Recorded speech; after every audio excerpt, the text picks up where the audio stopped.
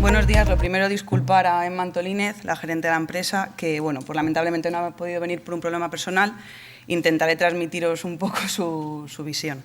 Y agradecer también al comité organizador por contar con la oportunidad que nos ha brindado para participar en esta conferencia. Y bueno, nosotros somos un laboratorio de calibración especializado en la calibración en equipos de gases, tanto analíticos como de caudal, todo ello exclusivamente en gases. Comenzamos nuestra andadura en 2003 y, bueno, como el mundo del gas también es muy amplio, pues en principio nos centramos en origen en concentraciones de porcentaje en volumen y ppm. En 2004 logramos la acreditación y 3 años más tarde ampliamos el alcance a equipos de inmisión de calidad de aire ambiente en concentraciones de ppb. En 2008, y por solicitud de un cliente, empezamos el estudio para la calibración de olfatómetros y, bueno, en 2009, junto a otros ensayos, conseguimos la acreditación. En 2011 hicimos la última ampliación del alcance de acreditación, acreditándonos en caudalímetros de gas. Bueno, todo esto con el objetivo de dar la mejor respuesta a nuestros clientes, siguiendo unos procesos de calidad muy exigentes. Tenemos la ventaja de que somos un laboratorio independiente, no distribuimos ningún equipo, solo calibramos, por lo que la relación con los fabricantes suele ser bastante buena y, de hecho, en bastantes ocasiones, si no contásemos con su ayuda, no podríamos seguir adelante. Ofrecemos nuestro servicio tanto en laboratorio como in situ para, bueno, pues cubrir la mayor parte de las necesidades del cliente y, bueno, las aplicaciones son muy variadas, en cementeras, en prevención de riesgos, salas blancas y, bueno, por supuesto, olfatometría. Y gracias a la innovación y a la exigencia en los resultados, pues bueno, hemos logrado que no solo seamos conocidos en España, sino también fuera de ella. Bueno, ¿cómo entramos nosotros como laboratorio de calibración en esta norma? Bueno, uno de los requisitos de la 13.725 establece que debe realizarse la calibración de olfatómetros regularmente al menos una vez al año. Esto puede realizarse por laboratorios acreditados, como somos nosotros, en la norma 17.025. Esta calibración debe realizarse empleando un material trazador adecuado y un método de análisis físico-químico, ya sea por sensores electroquímicos o bien por absorción de radiación infrarroja no dispersiva, aunque es verdad que la norma 13.725 establece como método de referencia el método de radiación infrarroja no dispersiva. Antes de proceder a la calibración del olfatómetro, debemos saber qué es una calibración. Bueno, una calibración es un conjunto de operaciones que, bajo condiciones especificadas, establecen una relación entre los valores de magnitudes indicados por un sistema de medición y los correspondientes valores aportados por los patrones. También es importante definir qué es una incertidumbre. Según el vocabulario internacional de meteorología, es un parámetro asociado con el resultado de una medición que caracteriza la dispersión de los valores que podrían ser razonablemente atribuidos a un mensurando.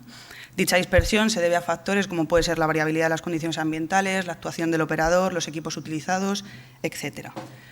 Todo laboratorio de calibración tiene el objetivo de mostrar sus resultados en un informe que suele ser denominado informe de ensayo certificado de calibración. Este debe contener no solo los resultados, sino toda la información relevante de la calibración. Debe hacerse de una manera clara y precisa y, además, en un formato lo más normalizado posible. Y, bueno, como comentaba, uno de los requisitos de la norma 13.725 se refiere a los criterios de calidad para el funcionamiento completo del método de medida sensorial. Dentro de este apartado se recoge que el equipo de dilución debe cumplir con los criterios de calidad establecidos en el apartado 542, que vienen definidos por los parámetros de exactitud e inestabilidad. ¿Cómo hallamos estos parámetros? Realizando la calibración. Bueno, por una parte tendríamos una fuente de aire que pasa previamente por filtros tanto de partículas como de humedad y llega a un regulador de presión para entrar a este olfatómetro. Por otra parte, tendríamos una fuente de monóxido de carbono de concentración conocida. Generaríamos una serie de diluciones y mediríamos la concentración de monóxido de carbono. Para medir este monóxido de carbono, previamente tenemos que realizar la calibración de nuestro patrón. Daríamos lugar a una serie de diluciones resultantes y mediríamos los parámetros de exactitud e inestabilidad. Como comentaba, primero tenemos que hacer la calibración del patrón de monóxido de carbono. Para ello tenemos que seguir un procedimiento específico en el que, bueno, tenemos en cuenta ciertos aspectos como serían recomendaciones de fabricantes, secuencias de calentamiento, el registro de las condiciones y todas las limitaciones. Sí es importante destacar que debemos emplear materiales de referencia con incertidumbres expandidas menor al 3%. Para elegir un método de medida de monóxido de carbono u otro, es necesario que tenga una resolución y una estabilidad suficiente para que no afecte al parámetro de inestabilidad, que sea perfectamente calibrado para que no nos afecte al parámetro de exactitud, y además es importante trabajar con caudales y presiones adecuados y iguales a los que trabajaremos luego con el olfatómetro. Uno de los métodos tendríamos el método de radiación infrarroja no dispersiva. Tendríamos un doble haz de radiación, uno pasaría por la célula de muestra y otro por la célula de referencia. Todo ese gas no absorbido llegaría al detector generando un aumento de temperatura. Esta variación de presión en el diafragma lo que nos daría sería una señal proporcional a la concentración de monóxido de carbono existente. Otro método sería un sensor electroquímico. Bueno, el gas pasaría a través de la membrana de difusión, se generaría una serie de reacciones químicas y lo que nos daría es una señal proporcional a la concentración de monóxido de carbono. Aquí pueden ver una tabla comparativa de ambos métodos, bueno, del tiempo de vida, fiabilidad, resolución, interferencias, etc. Y bueno, una vez que ya hemos visto lo que es la calibración de nuestro patrón, procedemos a hacer la calibración del olfatómetro.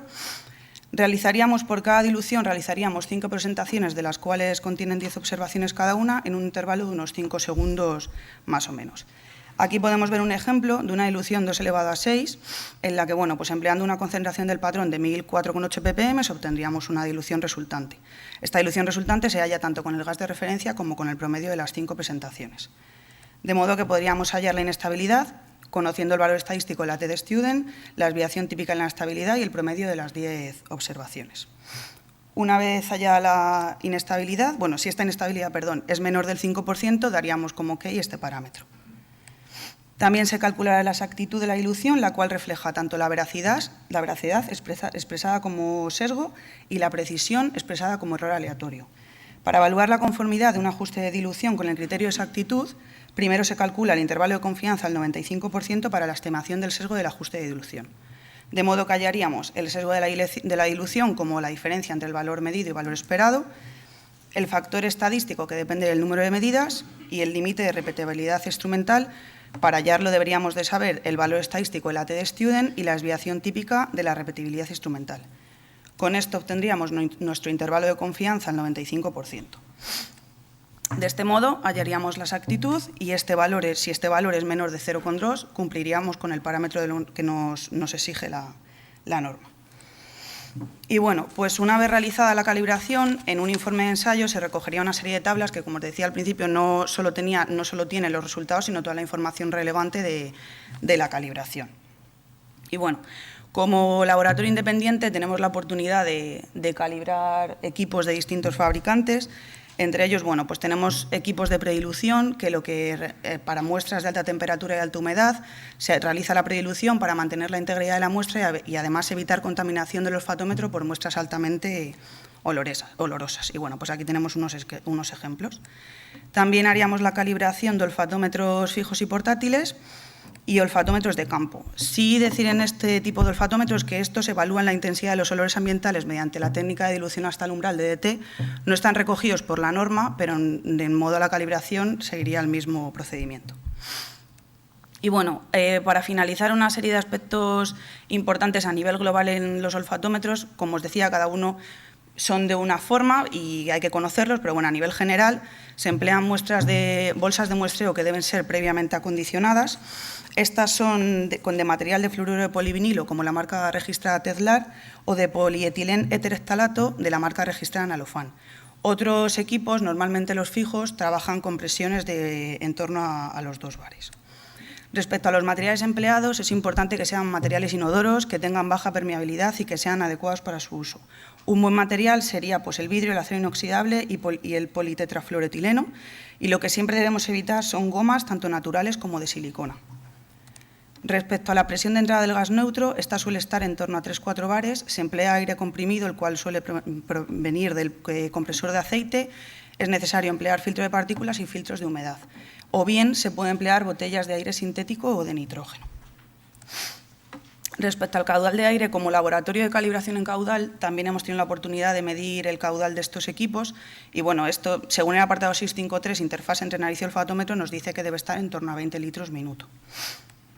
Importante la portabilidad en aquellos equipos que son portátiles, deben de tener un transporte seguro para que luego no tengamos sorpresas. El software no son software extremadamente complicados, pero bueno, hay que conocer cada uno para trabajar de una manera adecuada. La concentración del gas de muestra es importante, se trabaja con monóxido de carbono, es un gas tóxico, hay que conocer todos los riesgos y bueno, en caso de que superemos concentraciones por encima del 10,9% existe riesgo de inflamabilidad, por lo que tendríamos que empezar a trabajar con gas inerte como nitrógeno. Y por último, muy importante también, la limpieza de las placas, de las conexiones y de los accesorios. En la norma nos indican también como un método sería bañar las partes en baños de ultrasonidos y bueno, pues nos parece también un buen método. Y hasta aquí, muchas gracias por su atención. Muchas gracias.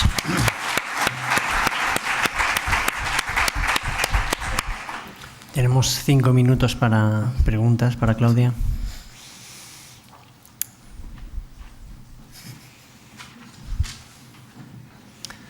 ¿Puedo comenzar? No puedo romper el hielo. ¿Cuál es son varias curiosidades las que me han surgido cuando he visto la presentación. ¿Cuál es la principal causa por la que se descalibran ese tipo de olfatómetros, de acuerdo a vuestra experiencia? Bueno, que se descalibra, tampoco es que normalmente cuando tienen algún problema, normalmente es temas de transporte. Aquellos que tienen rotámetros, muchas veces los rotámetros, las válvulas no cierran, vemos que por ejemplo no hay que hacer dilución y realmente está entrando muestra, nosotros detectamos monóxido de carbono en las muestras. Entonces, normalmente aquellos que tienen rotámetros o bien las entradas, la regulación de presión no regula como debe, con lo cual diluye más o menos. Entonces, estos son los problemas que nosotros nos hemos solido encontrar al hacer la calibración de olfatómetros, normalmente. Perfecto. ¿Alguna pregunta más tengo? Sí, tengo varias. Sí, bueno. Más o menos, ¿cuántos, por curiosidad, cuántos hacéis más o menos? ¿Es un servicio que requieren muy a menudo? Podemos hacer unos 10 olfatómetros al año. O sea, como es lo que decíamos, es una parte muy pequeña de todo lo que hace el laboratorio de calibración. Entonces, sí es una parte importante, pero no es una práctica que hagamos 5 veces al mes ni cosas así. ¿Vale? Y es solo cuando, digamos, no funciona bien, os llaman, porque no hay... Bueno, no funciona bien, no, porque deben calibrarlos regularmente, con lo cual una vez al año, con lo cual la calibración debe hacerse independientemente de que el olfatómetro funcione bien. Esa es la siguiente pregunta. Y luego la calibración es un tema básicamente es hidráulico. ¿Hay algún tipo de requisito en cuanto a deterioro de materiales, deterioro que influye en la absorción de determinados contaminantes? Más un tema de impacto en los compuestos que pasan a través del... Porque este es un tema, la calibración es un tema hidráulico, de cuánto se diluye, presiones, flujos. Sí, imagino que efectivamente según pues, sondas de predilución, que son fuentes de emisiones con altas concentraciones, imagino que si esas muestras tienen pues, partículas o tienen gases de alta concentración, puede afectar a lo que es el estado del olfatómetro. Por eso la limpieza es muy importante para mantener aquellos equipos que contienen placas. Si esas placas no se limpian en baños de ultrasonido, o sea, eso no vale para nada. O sea, cada vez que se tratan muestras altamente olorosas, eso debe de ser limpiado para que tenga sentido tener un olfatómetro. Perfecto. Muchas gracias. Gracias.